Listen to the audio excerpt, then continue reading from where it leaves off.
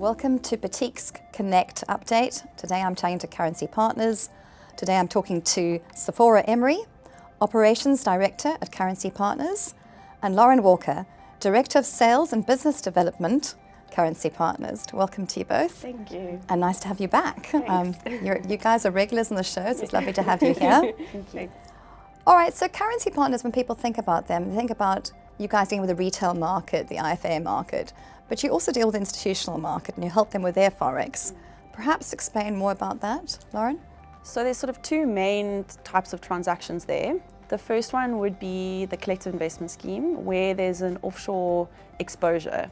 So that was 30% before, the regulation changed, is now 45%. And we help a lot of financial services business in South Africa to do that portion of that offshore exposure overseas. There's a Reserve Bank element to that upon every transaction, because the Reserve Bank needs to see that portion of the offshore exposure to approve it in order for it to go overseas. And the second one is the management fees, which is more coming back into South Africa. Those are always our feel-good transactions.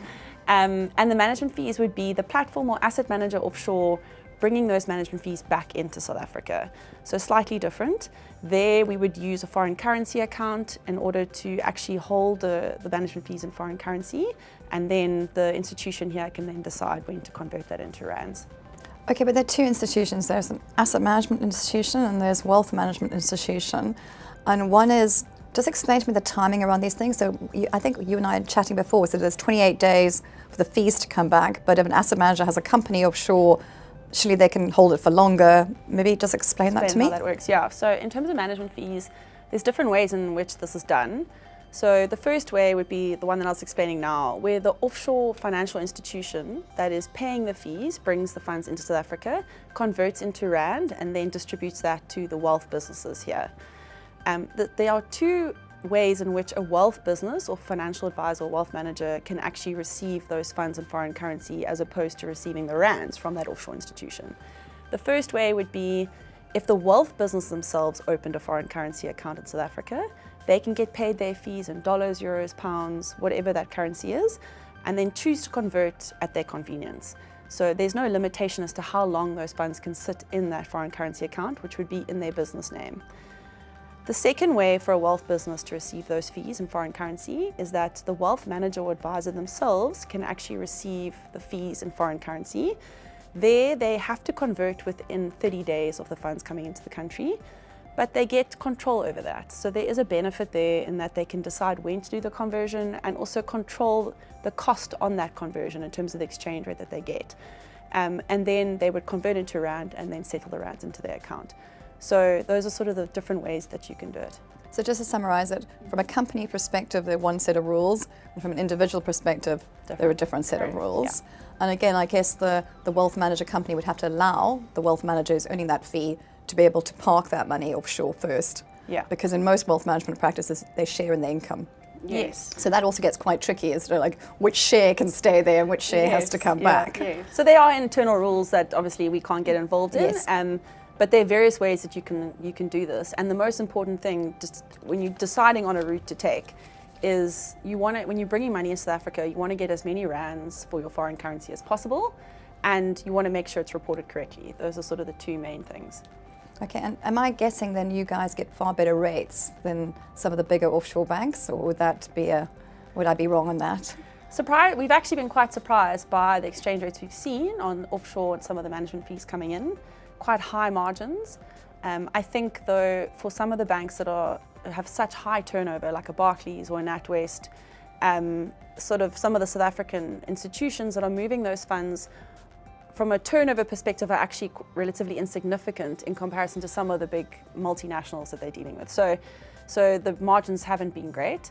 So I think it's just something to always look out for, and I think there's always an opportunity to ask those banks to better their margin. But yeah, so we're obviously seen as one client by our banking partners, so we get wholesale pricing, so we're able to pass that benefit on to our clients. Can you give me some idea of what benefit that is, or is that off camera? Or is that come talk to Lauren and she'll explain it to you? Probably the best approach. Yeah. I mean, because we see all different types of volume in the space. Some are small on the offshore, so the volume is really tiny. but the transaction's identical, and some of the transactions we're doing are very large, and then we have to come in and help the client to be as tight as possible. We can pretty much achieve any sort of desired pricing that we need to in order to help the client. Okay. So we talked about asset management fees, and wealth management loves to talk about fees. How else are you helping, apart from collective investment scheme flows and wealth management fees, how else are you helping IFAs in their business? Sorry, well, not IFAs, but institutions and clients basically in their businesses. Well, specifically with wealth advisors, and I mean, that's an excellent question. We've seen an increase in the request to assist their corporate clients. So a lot of IFAs have, private individual clients, which we've touched on in the beginning, but they have corporate clients as well. So we have seen an increase in referrals from the corporate space, and there's many ways that we can assist corporate clients, one of which we'll touch on just now with the forward contracts.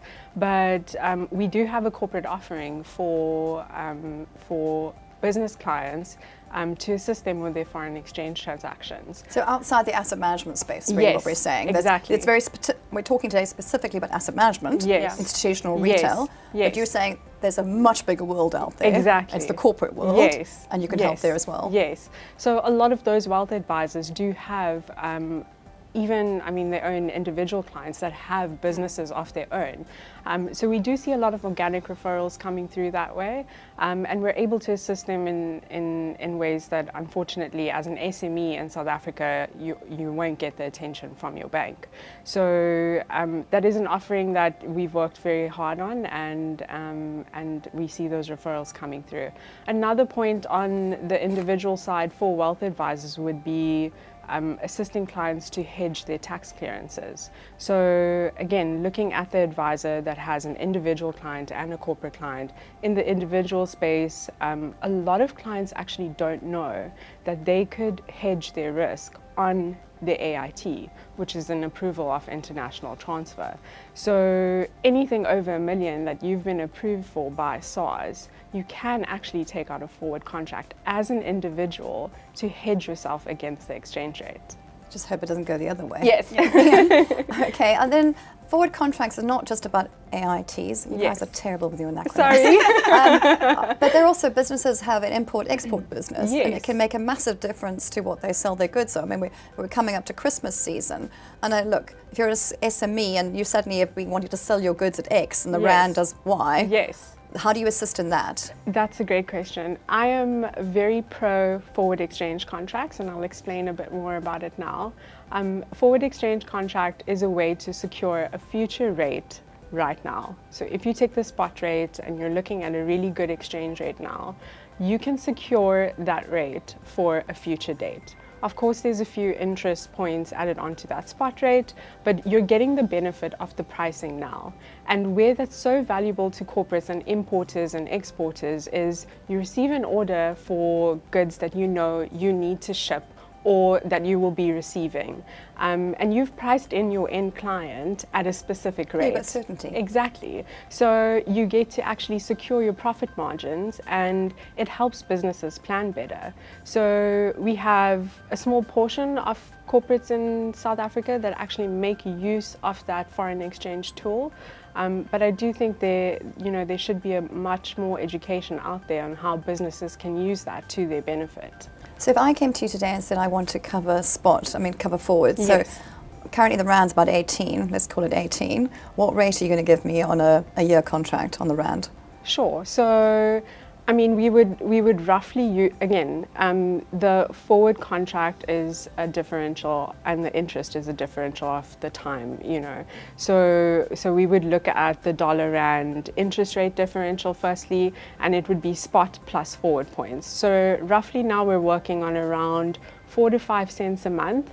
And you could look at anything. I mean, if you're going up to 12 months, you're probably looking at around 18, it's at 18.13 this morning. It does flatten. That's why, that's specifically my question, because the Rand is not a stable currency. Exactly. And I wish it was just on the interest rate differential that determined the price, but it's not usually. Yes, and hence my question, not. is it sitting at 19 or is it purely following, the certainty you talk about is also quite expensive. So Well, exactly, but the uncertainty could cost you more. Okay. So when you look at it that way, I've priced in my client and I've given them a rate of, of course, I hope that you would add in some sort of buffer to protect yourself. But if corporate clients are aware of the forward exchange tool, they would actually get pricing from us for that forward and use that price in order to price their end client. And therefore, making sure they know their profit margins. One last point on that, Joanne, I want to say is on the forward contracts as well, you don't actually need to put all the money down. So for a corporate or an individual, for that matter, all the bank requires from you is between 10 to 15% of the rand equivalent. Is that the same for AITs as well then? Yes. Yes, okay. So you can hedge yourself and make sure that you're covering your exposure and still have cash flow that's valuable to your business and daily operations. So there is value in that. Of course, you want a better spot rate to do a I'm just forward teasing at. you, Sephora, but you've answered it very well. Okay, and the point is you can allow some leverage here as well, Yes. and you have certainty, and you don't have to put everything down. Exactly. Because I was trying to understand why a million rand investor would want to do a forward contract. Presumably they don't have the million rand yet, and Yes. that was your point. Is you can put a Exactly. little bit down for Yes. later when you actually want to Of transfer the course. money. Yeah. Yeah. Great, thanks very much. Thank Brilliant. you. Thank you. Thanks Thanks, so Jan. much.